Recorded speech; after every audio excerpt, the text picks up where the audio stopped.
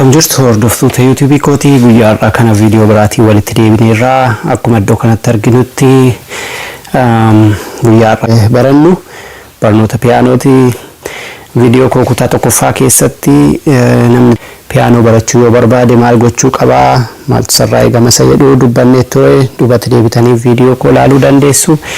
Guyyaa har'aa kanas itti fufiinsuma viidiyoo sanaati kan isinitti argisiisuu barbaadu. Egaa yeroo darbee namni tokko muuziqaa barachuu yoo barbaade maskeeniiwwan muuziqaa inni beekuu qabu iddoo sadiitti qoodnee ilaalleerra: kiroomaatiik, diyaatoonik, peentaatoonik jennee iddoo sadiitti qoodnee egaa maqaa biraatti moggaasuu dandeenya. Ammaaf akkuma afaan Ingiliffaatiin jirutti baranna. Kiroomaatiik iskeelii yoo fudhanne foormulaa akkamii qabaa, gatiin tokkoon bantuu isaatii maal fakkaata si jedhu akka waliin ilaaluun barbaada. Iddoo kanatti barreeffama irratti akkuma ilaallutti kiroomaatikiin bantuuwwan 12 qaba jennee yeroo darbe dubbanneerra. 5 gurraachaa fi 7 adiidha. Bilaakii warri jennee fudhannu meeqatu jira jennee torban darbe 5 akkasumas waayit kii jennee warra fudhanne immoo meeqatu jira 7. Jarri kun lamaan walitti da'amanii sagalee yookiin immoo bantuu 12 qabu jechuudha. Warra gurraacha kana yeroo keessaa baasnee warra adii kana duwwaa fudhannu, warri adiin kun sagalee akkamiin nuu kennu? C, D, E, F, G, A, B nuu kennu. Isaan kun maalin jennee fudhanne torban darbee? Yaa toonik iskeeliidha jennee fudhanne isaan kana jechuudha. Sagaleewwan kun siin kun duwwaa jennee fudhachuu dandeenya. Siin inni lammata deebi'ee dhufu immoo tokko jennee fudhachuu dandeenya. Kun akkaataa kamiin uumaman yoo jennee bantuuwwan warra kiiboordii keenya irratti hiriiranii jiran kana keessaa warra gurraacha kana oktaavii tokko caa giddu galeessa irraa kaanee amma caa lammaffaatti yoo deemne jidduu kanatti bantuuwwan gurraacha 5 argannaa. 1 2 3 4 5 argannaa. Akkasumas bantuuwwan adii meeqa argannaa? 7 argannaa. Caa, daa, ee, faa, gaa, aabaa, caan deebisaa ammas deebinee lakkoofne jechuudha. Akkasumatti amma kiiboordiin kun oktaavii 5 qaba waan ta'eef kiroomaatiikii keessatti gatiin tokkoon isaanii jidduu jiru 1 lammaffaadha. Caarraa kaanee caa shaarpitti yookiin C irraa kaanee amma C shaarpitti 1 lammaffaa qabna. C shaarpidhaa kaanee amma D'tti gatiin isaa 1 lammaffaadha. D irraa kaanee amma D shaarpitti 1 lammaffaadha. Akkasumatti tokkoon isaanii 1 lammaffaa baatu jechuudha. Amma caa lammaffaa yookiin immoo caarfaffaa irra geenyu caa sadaffaadha. Kuni asii kaanee yoo lakkoofne 1 2 3 seentiraal C'n caa sadaffaadha.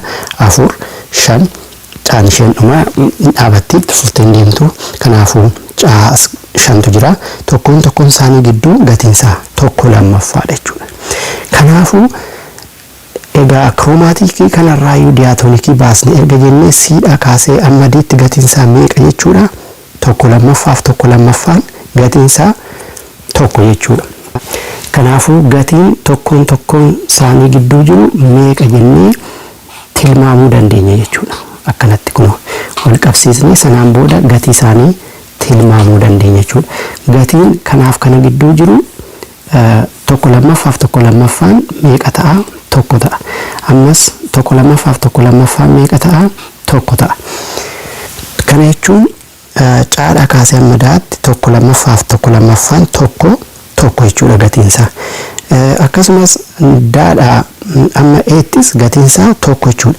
Garuu iddoo kanatti jidduu kanatti e fi faa gidduu sababa bantuun gurraachi hin jirreef 1 lammaffaa ta'a kun gatiin isaa jechuudha.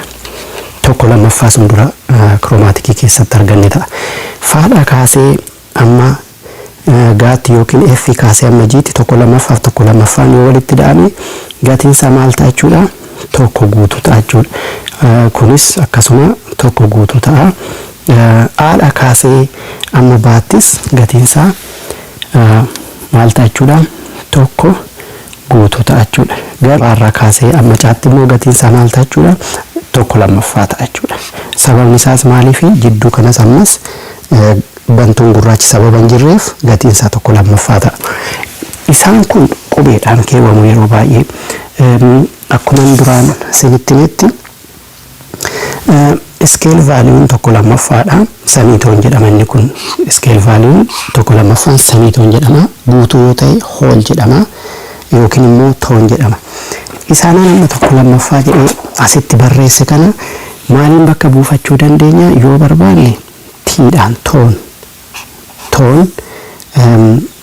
tokko lammaffaadhuma kuni tone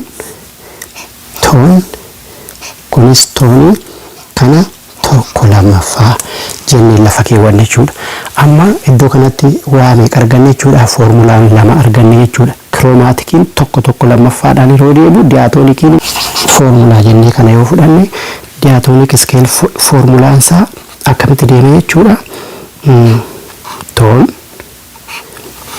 isuma kana tone tokko lammaffaa tone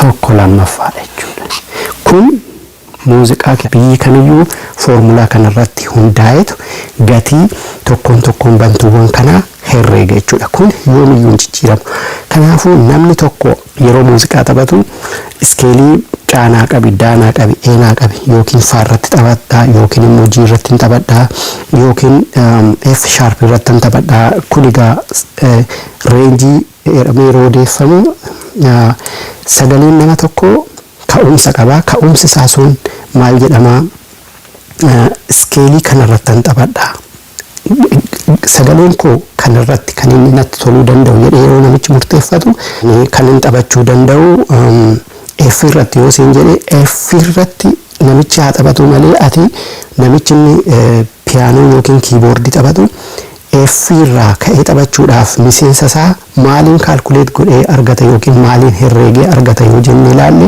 gatii kanaan herreegee argata jechuudha yoo diyaatoonikii beekne pentatonikii wallaallu yoo chromaticii gatii isaa beekne diyaatoonikii wallaallu sababni isaas muuziqaa keessatti iskeelii kamiyyuu herreeguudhaaf yookiin kaalkuleet gochuudhaaf formulaan kun dhaabbata jechuudha kanaaf guyyaa har'aa kanatti isaanum kana laallaa kiiboordii gubbaarratti gatiiwwan tokkoon isaanii isaan kana yeroo taphannu fakkeenyaaf caan kana fakkaata daan kana fakkaata e fa ga a ba ca isaan kana jechuudha kanaafuu hin mul'atu imaajinariidha garuu jidduu kana herreegni jira jechuudha herreegni sunis immoo toon semitoon semitoon akkasitti fudhatama jechuudha isaan kun isaan taajennee keenya kana yoo barbaanne hool semitoon hool semitoon jennee kaa'uu dandeenya jechuudha yeroo darbe viidiyoo koo darbe keessatti yeroo pentatonikii hojjennu sagalee arfaffaa fi sagalee torbaffaa yoo keessaa hir'isne pentatonic iskeelii arganne jennee dubbannee ture viidiyoo koo isa yeroo dhufu irratti immoo akkamitti namni tokko akka pentatonic iskeelii ijaaruu fi formulaan pentatonic iskeelii maal ta'a isa jedhu walumaan ilaallaa amma viidiyoo biraatiin deebinee wal arginutti shaakaliidhuma kana godhaa namoonni fedhii qabdan gadi fageenya muuziqaa barachuu barbaadan subscribe godhaa miseensa barnoota kanaa ta'a kaka'umsi koo inni guddaan waanan danda'uu fi waanan beeku namoota fedhii akka koo muuziqaa barachuu qabaniif yaada koo hiree sanaan booda walumaan immoo waan dabalataa waliin barannee akka deemnudha guddaa galatoomaa baay'een sin jaaladha laayikii koomentii yaada qabdan kennuu sheerii gochuun irraanfatinaa barnoonni kun namoota baay'ee bira ga'uu qaba namni baay'een fedhii piyaanoo barachuu qaba garuu akkamitti akka afaan keenyaan keessumattuu barachuu dandeenyu karaa salphaa ta'een namoonni yeroo boqonnaa qabnutti viidiyoo kana bannee walumaan teenyee barachuu dandeenya amma humni koo danda'e baay'ee keessa gadi fagaadhee waanan beeku tokkollee otoo hambisiin barsiisuun barbaadaa ofii kootiifis keessatti barachaan deema waan ta'eef kanaafuu laayikii godhaa sheerii godhaa sabskraayib godhaa miseensa kootaa guddaa galatoomaa baay baay